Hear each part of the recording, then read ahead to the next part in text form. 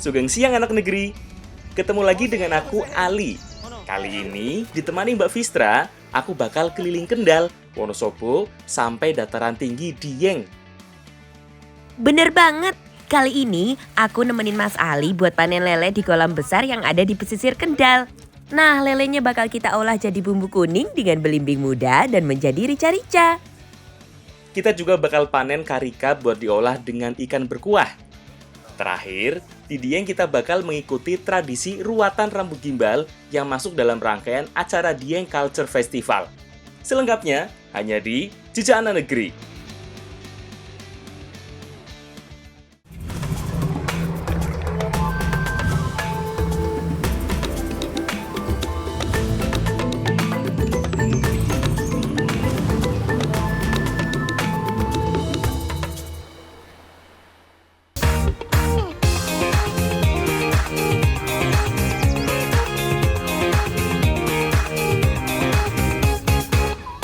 Anak negeri, sekarang aku lagi seru-seruan bareng anak-anak di Wonosobo. Kita lagi main salah satu permainan yang biasa dilakukan saat 17-an. Apalagi kalau bukan balap karung. Oh iya, balap karung seperti ini sudah ada sejak zaman kolonial Belanda loh. Waktu itu balap karung sudah sering dilakukan di sekolah-sekolah maupun instansi yang dibentuk oleh pemerintah kolonial. Itu salah satu versinya. Versi lain menyebutkan bahwa balap karung lahir dari rasa kesal orang zaman dulu yang tak mampu membeli pakaian akibat penjajahan Belanda. Karena tidak memiliki uang yang cukup, banyak yang menggunakan karung goni sebagai bahan pakaian. Saya lo, angel nih. Nah, ini lagi seru-seruan sama anak-anak lagi main balap karung pakai helm biar safety yo. Yo toh. Nah, susahnya adalah karena kita nggak bisa gerak, jadi kadang kita jatuh dan nggak bisa berdiri lagi. Yo ta, yo ora usah gue helm ki sobat wae. Dewek main karung biasa wae, main gampang. Yo, obat lus. Nah, karena malas membuat lubang untuk dibuat pakaian, beberapa orang langsung menginjak karung sampai bolong. Mereka lompat-lompat di dalam karung awalnya karena kesal karena keadaan. Tapi lambat laun aktivitas ini malah dipertandingkan sampai sekarang.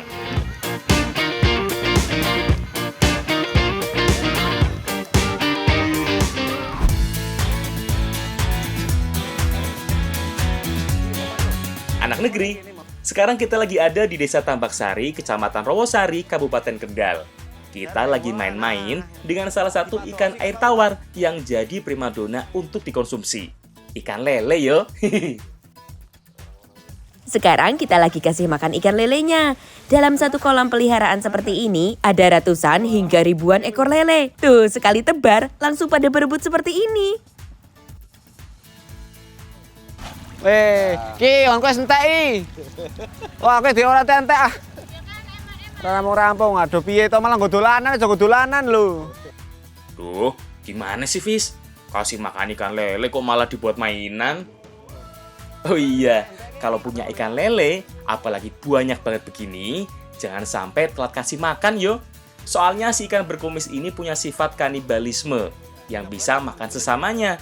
Jadi kalau telat kasih makan, bisa saling bunuh dan saling makan.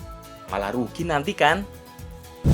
Nah, ini kita mau panen ikan lele. Jadi, ada beberapa jenis kolam yang ada di sini. Ada yang sudah ada jaring dan juga yang tidak ada jaring seperti ini. Jadi kita harus nyebur langsung ya, Pak? Ya. Desa Tambaksari, Kecamatan Rowosari sudah puluhan tahun menjadi sentra pengembangan budidaya ikan air tawar di Kabupaten Kendal. Awalnya budidaya ikan ini hanya dilakukan sedikit warga yang bosan bercocok tanam karena dianggap kurang menguntungkan. Kalau sekarang, sudah lebih dari 65 warga desa yang budidaya ikan, termasuk ikan lele yang paling banyak. Ada banyak jenis kolam untuk memelihara lele seperti ini yo. Ada yang menggunakan kolam terpal dan ada juga kolam tanah tradisional seperti ini. Masing-masing punya kelebihan tersendiri. Kolam tanah juga ada dua jenis, ada yang menggunakan jaring sebagai alas dan ada yang enggak. Kolam dengan tanah langsung membuat lele lebih tumbuh maksimal karena habitatnya lebih suka di tempat berlumpur. Tapi kalau kolam tanah yang dilapisi jaring lebih cocok dengan pakan campur, jadi limbah pakannya lebih mudah dibersihkan. Kolam begini juga lebih mudah panennya, nggak usah nyemplung, tinggal dorong dan kumpulkan begini, langsung bisa disortir. setelah dipanen kita langsung nyortir ya Pak. Iya. Biasanya sesuai dengan ukuran yang buat dikonsumsi. Berapa Pak sekilo Pak biasanya isinya? Isi 7 sampai 12. 7 sampai 12. Wah, aku di banget ini. Yo iki lho, waduh. Lunyu emang lunyu. Oke. Waduh, gimana mau bisa bantuin nyortir? Lah wong megang aja masih takut gitu. Jadi proses sortir benar-benar masih dilakukan dengan cara manual. Ukuran yang sudah layak konsumsi langsung dipisahkan di jaring penampungan. Ukuran yang terlalu kecil dimasukkan kembali ke dalam kolam untuk dibesarkan lagi dan dipanen seminggu kemudian. Tapi kalau ukurannya sudah terlalu besar, masukkan ke kolam pembesaran lain untuk dijual ke kolam pemancingan. Dalam sekali panen bisa sekitar 4 tong dan masing-masing tong begini beratnya bisa mencapai 100 kg. Pantesan berat banget, Pak.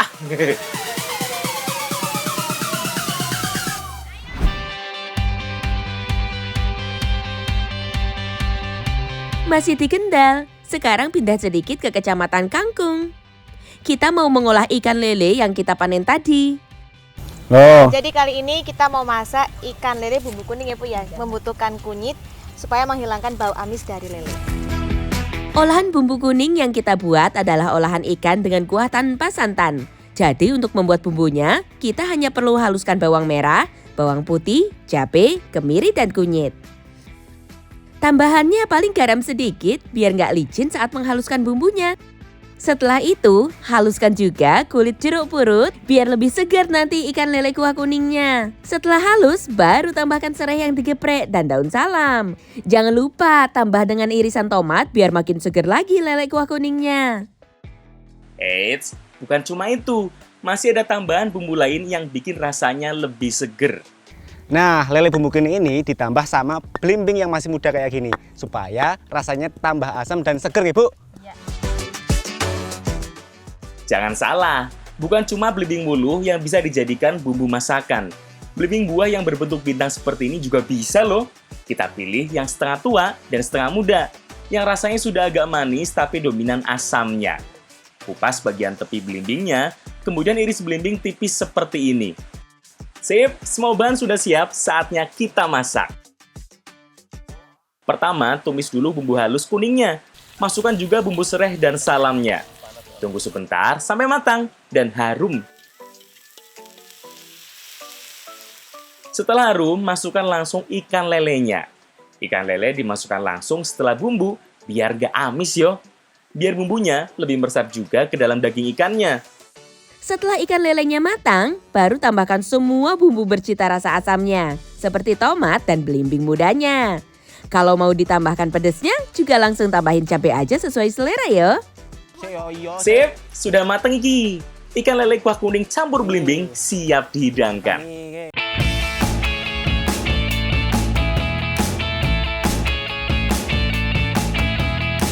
Olahan ikan lele yang satu ini mirip dengan ikan kuah kuning yang banyak berkembang di Indonesia Timur. Bedanya ikan kuah kuning ini lebih kental kuahnya karena menggunakan tambahan kemiri dan bumbu halusnya. Nah, rasa dari ikan lele bumbu kuning ini gurih dan juga asam dari belimbing mudanya. Nah, ikan lele ini memiliki banyak manfaat. Salah satunya adalah vitamin D untuk menjaga sistem imun tubuh dan juga menghindari penyakit kronis. Mantap toh, kan alam memberikan banyak manfaat.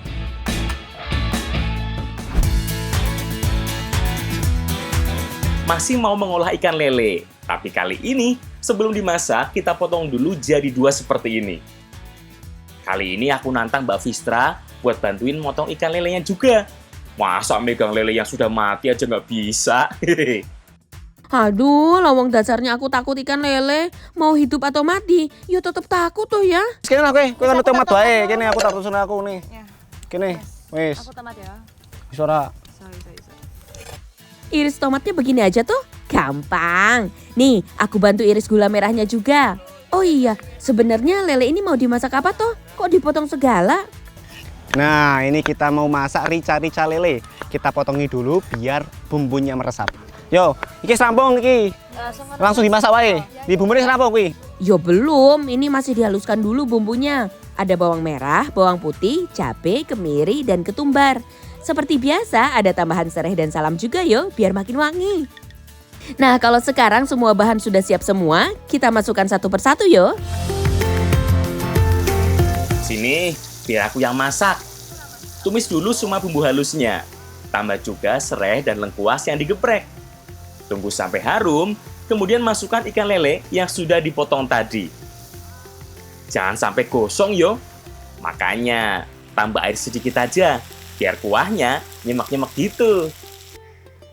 Terakhir, baru masukkan tomat dan cabai. Jadi karena rica-rica ini identik dengan pedas, makanya kita butuh cabai rawit yang banyak biar tambah pedas. Mantap ya mas? Yo, Ki tambahkan lagi.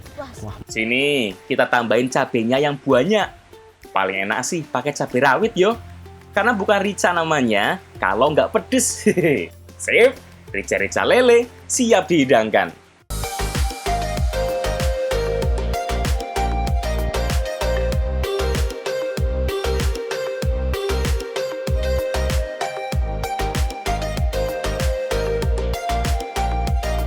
Rica-rica awalnya adalah jenis bumbu pedas yang ditemukan di berbagai masakan Manado, Sulawesi Utara. Nah, masuk dan terkenal di Jawa awalnya diperkenalkan pada zaman penjajahan Belanda oleh prajurit Nil asal Manado yang berdinas di Pulau Jawa. Nah, sejak itu, dalam perkembangannya, masakan ini berubah jauh dari aslinya dan membentuk suatu rasa tersendiri yang khas Jawa. Nah, tekstur dari rica-rica lele ini lembut dan juga rasanya gurih dan nggak amis sama sekali. Dan yang spesial adalah pedesnya ini, apalagi tambah ini. Terus ini ya Mbak. Jalan-jalan. Pedes. Ya pedes lah. Aku tambah yo Mas yo. Tambah yo. Pedes tenan. Nah, Mantap yo, nggak rica namanya kalau nggak pedes. Karena alam memberikan banyak manfaat.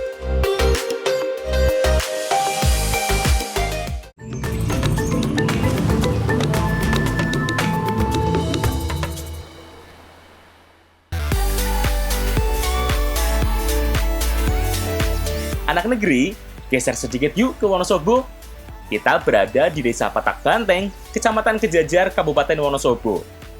Nah, desa ini termasuk dalam kawasan sekitar dataran tinggi Dieng. Aku dan Mbak Fistra lagi bantuin petik karika, salah satu buah khas dataran tinggi Dieng. Nah, karika ini adalah jenis pepaya gunung yang hanya bisa tumbuh di dataran tinggi dan bersuhu dingin. Makanya cocok banget di suhu Dieng ya Pak. Wah, berarti teng mriki nih Pak. Wah, nggih. Tahu nggak mas, buah karika sebenarnya bukan asli Indonesia loh. Buah ini pertama kali dibawa oleh penjajah Belanda pada masa Perang Dunia Kedua dari dataran tinggi Andes, Amerika Selatan. Dieng dipilih sebagai salah satu tempat uji coba karena buah ini hanya bisa beradaptasi di daerah dengan tinggi 1.500 sampai 2.000 mdpl. Dari banyak daerah dengan kriteria tersebut, hanya Dieng dan Bedugul Bali yang bisa menjadi tempat karika tumbuh subur. Di Bali, buah ini diberi nama gedang memedi, tapi di sana jarang dibudidayakan, makanya lebih terkenal di sini.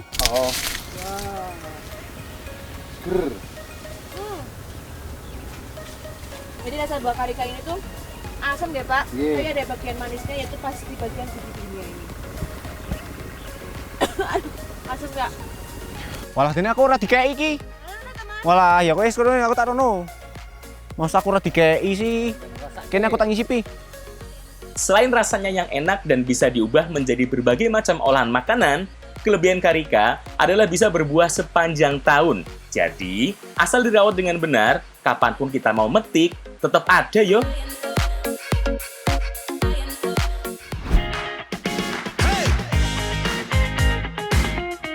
Pepaya gunung ini awalnya dibudidaya untuk kepentingan farmasi dan kosmetik pada masa penjajahan Belanda.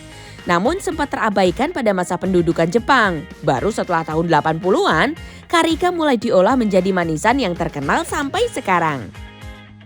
Tapi kalau sekarang, karikanya mau diolah dengan cara berbeda. Kupas karika, kemudian pisahkan antara bagian biji dan daging buahnya.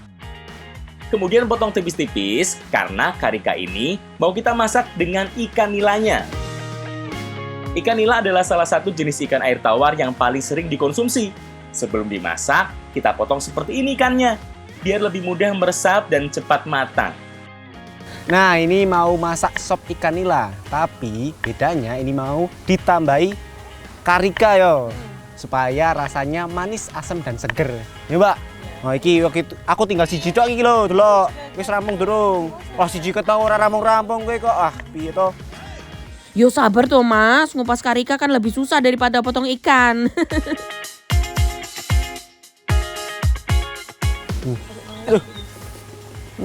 Enak yakin? Asem. Enak. Aku tak ngicipikin yo. Wah, wingi tak dirasani ku enak iki. Wis, ojo dimakan terus toh. Mau dibuat bumbu juga bagian bijinya. Soalnya bagian inilah yang rasa asam dan manisnya lebih kuat. Makanya cukup disaring seperti ini dan diambil airnya. Bumbu lainnya yang digunakan adalah bumbu iris yang terdiri dari bawang merah, bawang putih, dan cabai. Kali ini tidak ada bumbu yang dihaluskan. Nah, tambahannya aku tahu. Pasti butuh tomat dan serai toh? Biar rasanya lebih seger dan kuat. Aku tahu. Wes, yuk kita masak. Pertama, tumis dulu irisan bawang merah, bawang putih, dan cabai. Masukkan juga serai, salam, dan daun jeruk. Tunggu sebentar sampai harum dan benar-benar matang. Setelah itu masukkan perasan air karika. Aduk sebentar, baru deh masukkan air yang banyak sebagai kuahnya. Tunggu mendidih, kemudian masukkan potongan ikan nilanya. Masukkan juga bumbu lain seperti gula dan garam. Setelah ikannya hampir matang, masukkan daging buah karika yang sudah diiris sebelumnya. Terakhir, masukkan irisan tomat juga dan masak sampai benar-benar matang. Nah, iki sop ikan nila bumbu karika siap menggoyang lidah Anda. Hehehe.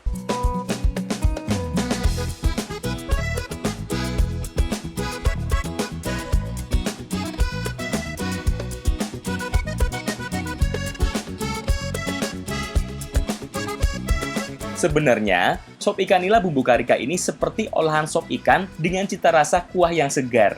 Makanya bisa menggunakan karika sebagai tambahan perasa asamnya.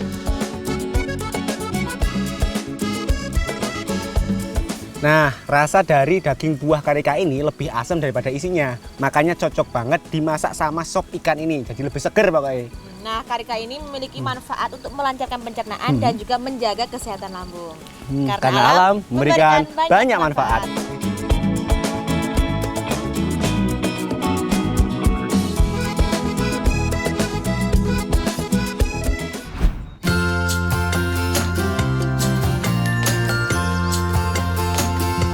Anak negeri, sekarang kita lagi ada di Desa Dieng Kulon, Banjarnegara. Nah, inilah alasan aku dan Mbak Vistra kesini. Bener banget, kita mau ngikutin acara Dieng Culture Festival. Yang salah satu acara intinya adalah ruatan rambut gimbal. Tradisi ruatan rambut gimbal menarik perhatian masyarakat umum. Makanya ritual unik yang tadinya dilakukan secara mandiri, kini dikemas menjadi satu kesatuan pertunjukan budaya. Nah, ini adalah salah satu peserta dari ruatan rambut gembel. Namanya siapa, Dik? Dila. Umur berapa tahun? 6 tahun. Tadi minta apa buat diruat? Apa? Honda NMAX. Jadi memang permintaan anak ini beragam ya. Ada yang sepeda, ada yang bahkan pernah itu tempe 1 meter. Ya, Bu. Jadi seperti ini. Gimana? Udah dapat? Udah. Waduh, mantap. Semangat ya. Semangat.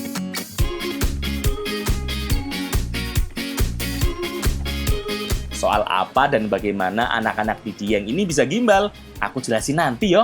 Kita mau mengikuti kirab budaya dulu. Kirab budaya dilakukan pada pagi hari tepat sebelum dilakukan ruatan rambut gimbal. Nah, ini kita lagi di acara kirab budaya ruatan rambut gembel. Nah, biasanya acaranya dimulai setahun sekali nggak, Pak? Setahun sekali. Jadi, berarti kita langsung tunggu di mana iki, Pak? Di tempat desa dulu, Nggih. langsung ke tempat candi. Langsung teng candi nggih.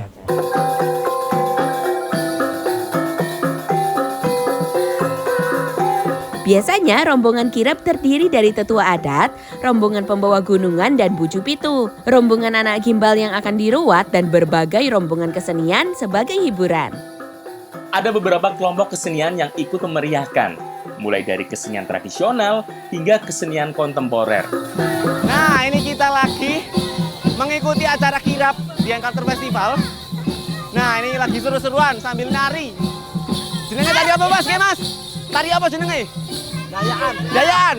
Oke ya, jadi ini ada tari dayaan. Dan ini sama mana, Mas? Dari Kejajar. Dari Kejajar. Yuk, anjurin meneh wae lho. Yuk, joget.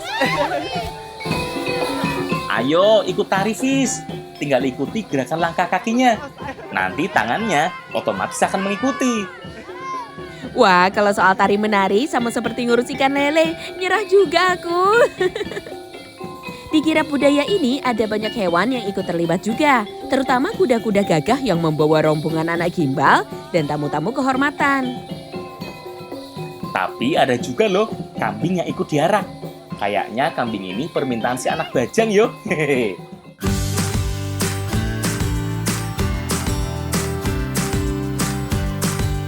Rombongan anak gimbal beserta semua orang yang terlibat dalam acara ruatan kemudian masuk ke Dharmasala yang tidak jauh dari kompleks Candi Arjuna. Disinilah prosesi awal ruatan rambut gimbal dimulai. Rangkaian pertama dari ruatan ini adalah jamasan rambut gembel. Si anak bajang atau anak berambut gimbal ini akan dibasuh rambutnya menggunakan air suci dari 7 sumber. Tujuannya untuk mensucikan sebelum dilakukan pemotongan. Nah, ini kita lagi di prosesi jamasan ruatan rambut gembel. Konon katanya anak-anak rambut gembel ini merupakan keturunan dari Kiai Kolodete. Nah, biasanya acara ini dimulai dari pemberian air suci dari 7 mata air. Kiai Kolodete itu siapa? Juga aku jelasin nanti yo. Kita ikuti semua prosesi ritual dulu. Hehehe.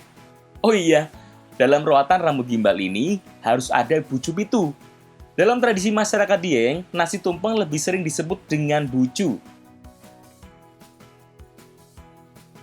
Rombongan kemudian berpindah ke kawasan Candi Arjuna, tempat dilakukan pemotongan rambut gimbal berada. Ritual pemotongan rambut gimbal hanya bisa dilaksanakan setelah si anak meminta rambut gimbalnya dipotong.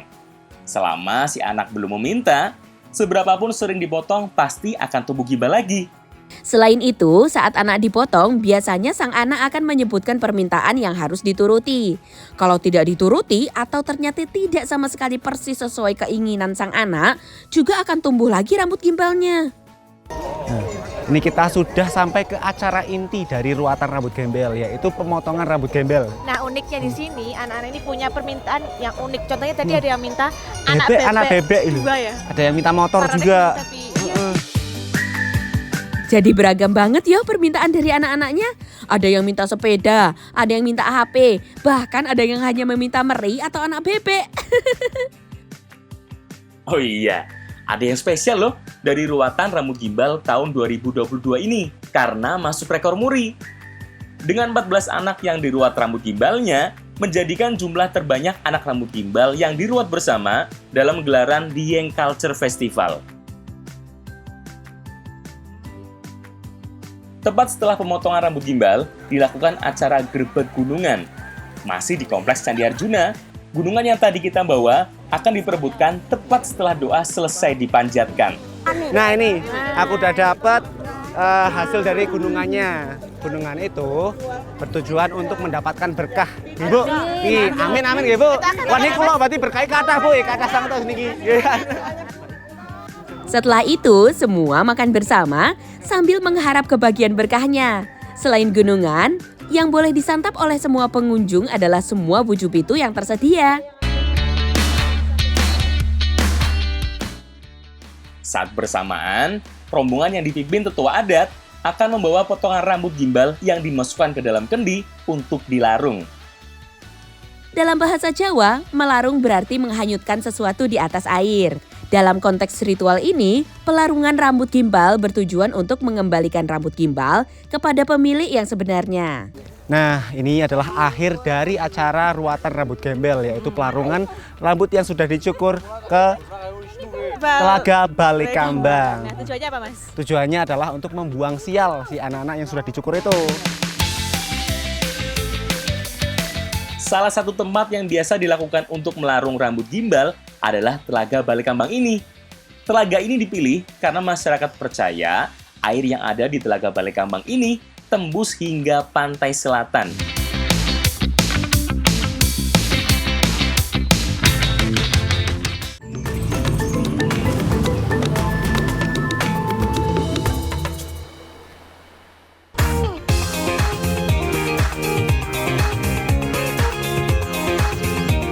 Sungai Pupu di sekitar desa Telogobumi ini salah satu sungai yang masih alami. Makanya, berbagai jenis ikan mudah ditemukan di sini. Salah satunya adalah ikan kekel yang akan kita cari sekarang.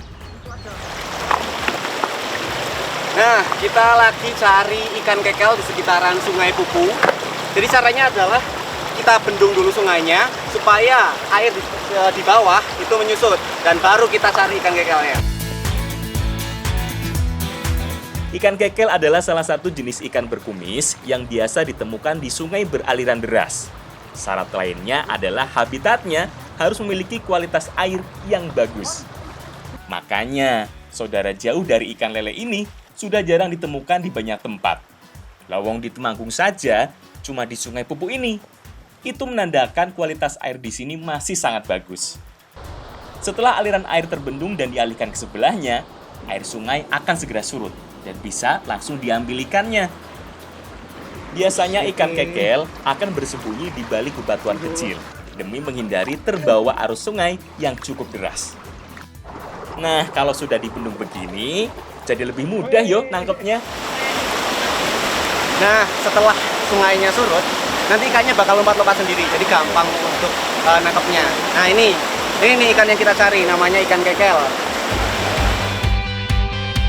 Berbeda dengan ikan berkumis pada umumnya, ikan kekel ini tergolong ikan dengan ukuran yang kecil. Panjangnya berkisar sekitar 5 hingga 7 cm untuk kekel yang sudah dewasa. Tapi jangan salah, kecil-kecil begini memiliki 3 duri yang cukup tajam di sirip samping dan atasnya. Kalau ketusuk yuk, siap-siap, demam semalaman. Yuk kita bawa dulu buat kita masak.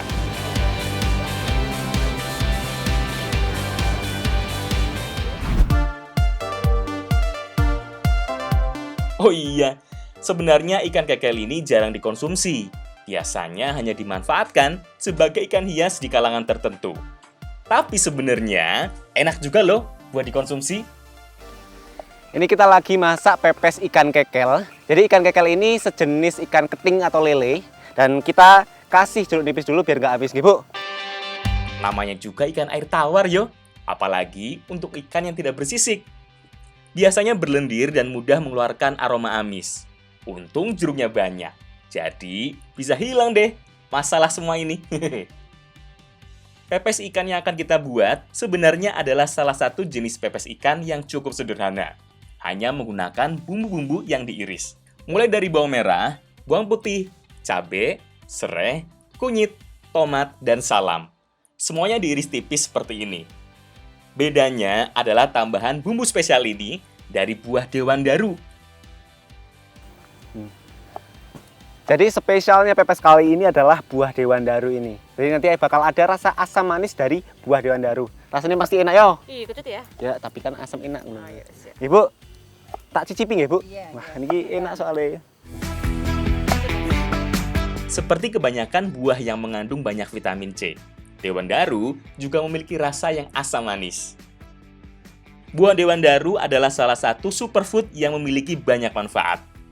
Buah yang berasal dari Amerika Latin ini memiliki banyak kandungan dan nutrisi seperti vitamin C, vitamin A, dan vitamin B kompleks, serta mengandung zat besi, magnesium, potasium, kalsium, dan fosfor.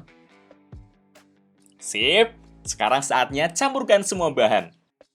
Campurkan ikan kekel dengan semua bumbu iris, mulai dari bumbu yang keras sampai bumbu yang lebih lunak. Berikutnya masukkan juga bumbu bercita rasa asamnya, seperti irisan tomat dan buah dewandaru ini. Tambahkan gula dan garam secukupnya. Terakhir, masukkan daun salam dan bungkus dengan daun pisang.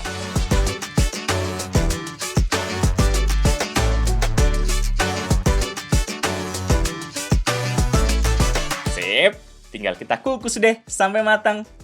Ada beberapa jenis pepes. Ada yang menggunakan bumbu kuning, ada yang menggunakan bumbu kelapa, dan ada juga yang menggunakan bumbu iris sederhana. Masing-masing daerah punya ciri khas ya. Tunggu sekitar 10-15 menit. Kalau di permukaan daunnya sudah tidak ada titik air, berarti pepes kekel dewandaru sudah bisa dihidangkan.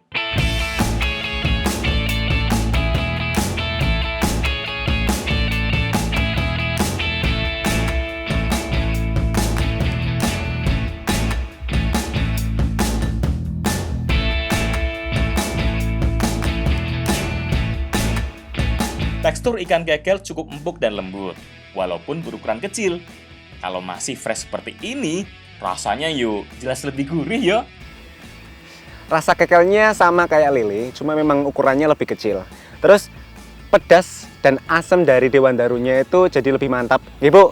Wah, mali, Bu. Bukan cuma enak dimakan, Dewan Daru juga dikenal sebagai salah satu buah yang bisa digunakan sebagai obat herbal.